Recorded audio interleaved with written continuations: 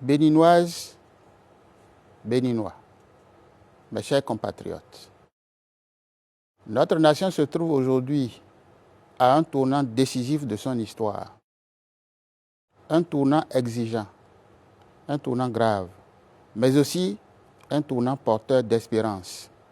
Si nous savons collectivement nous hisser à la hauteur des défis qui s'imposent à nous. Car le monde change. Il change vite. Entre le dérèglement climatique, les tensions géopolitiques croissantes, la montée des logiques de puissance et les inégalités qui s'aggravent, chaque nation est appelée à se redéfinir, à se renforcer, à se réinventer.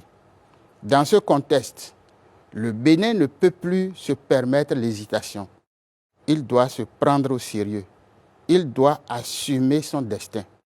Cela suppose, pour nous, de bâtir un système politique fondé sur le consensus et la confiance, d'améliorer concrètement les conditions de vie de nos populations, de garantir une éducation de qualité, socle du développement durable, d'assurer l'accès équitable aux soins de santé et de préserver ce bien précieux qu'est le vivre ensemble en renforçant la sécurité et en garantissant les droits humains.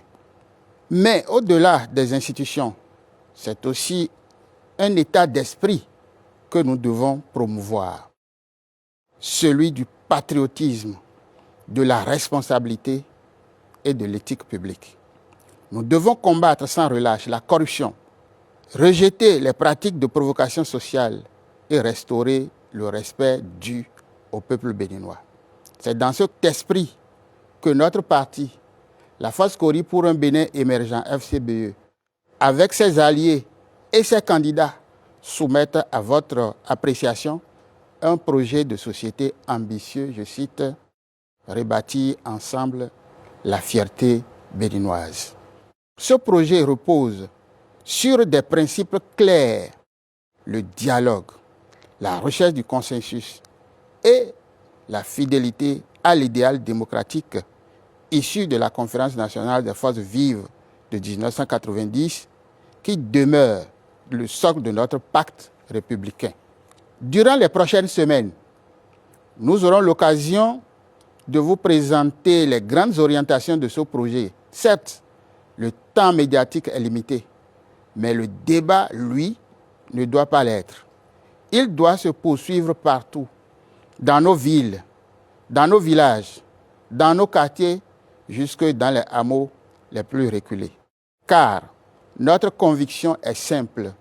Aucune réforme durable ne peut se faire sans le peuple ni contre le peuple.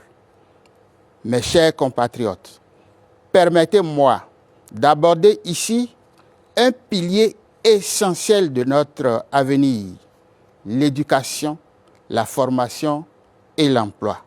Aujourd'hui, ce secteur stratégique est confronté à des difficultés profondes, structurelles et persistantes.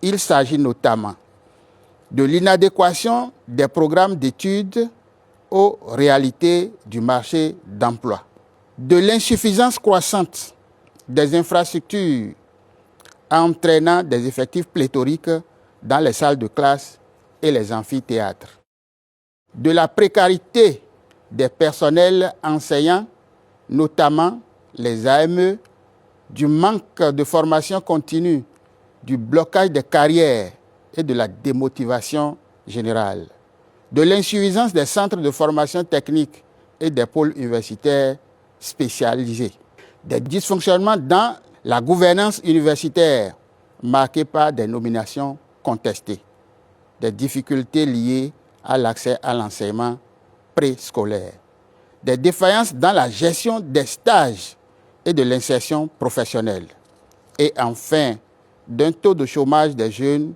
qui demeure préoccupant. Face à cette situation, Notre responsabilité est claire, agir vite, agir juste, agir durablement.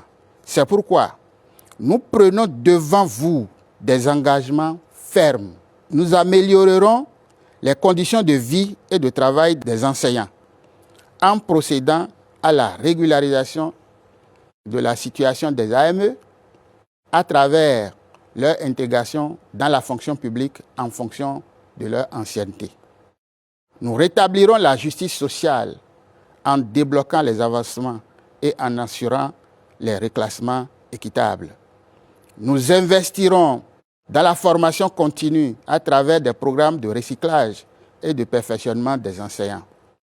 Nous relancerons les enseignements maternels et primaires en les rendant effectivement gratuits et obligatoires, tout en réorganisant les cantines scolaires. Nous recruterons des enseignants qualifiés et construirons les infrastructures adaptées pour répondre à la massification du système éducatif. Nous renforcerons en profondeur les œuvres universitaires afin qu'elles profitent réellement aux étudiants et mettront fin à leur privatisation de fait. Nous veillerons au respect rigoureux du système LMD tout en procédant aux réformes institutionnelles nécessaires.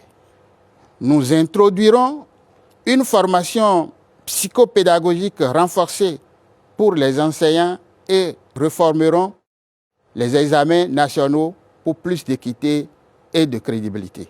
Nous encouragerons l'auto-emploi des jeunes en facilitant l'accès au financement et en soutenant les initiatives entrepreneuriales, notamment les start-up. Nous procéderons à la relecture de la loi sur l'embauche et toute la législation sur l'emploi afin de garantir davantage la sécurité et la dignité des travailleurs. Nous réorganiserons le volontariat pour en faire un véritable levier d'insertion professionnelle. Enfin, nous restaurerons la démocratie universitaire en rétablissant l'élection des doyens et vice-doyens par leurs pairs. Mes chers compatriotes, notre ambition est claire. Refonder l'école béninoise, réconcilier la formation avec l'emploi et redonner espoir à notre jeunesse. Car il n'y a pas de nation forte sans une jeunesse formée, confiante et engagée. Le moment est venu de rebâtir. Le moment est venu de rassembler. Le moment est venu de redonner aux Béninois sa fierté. Ensemble, relevons ce défi. Vive la République. Cascado.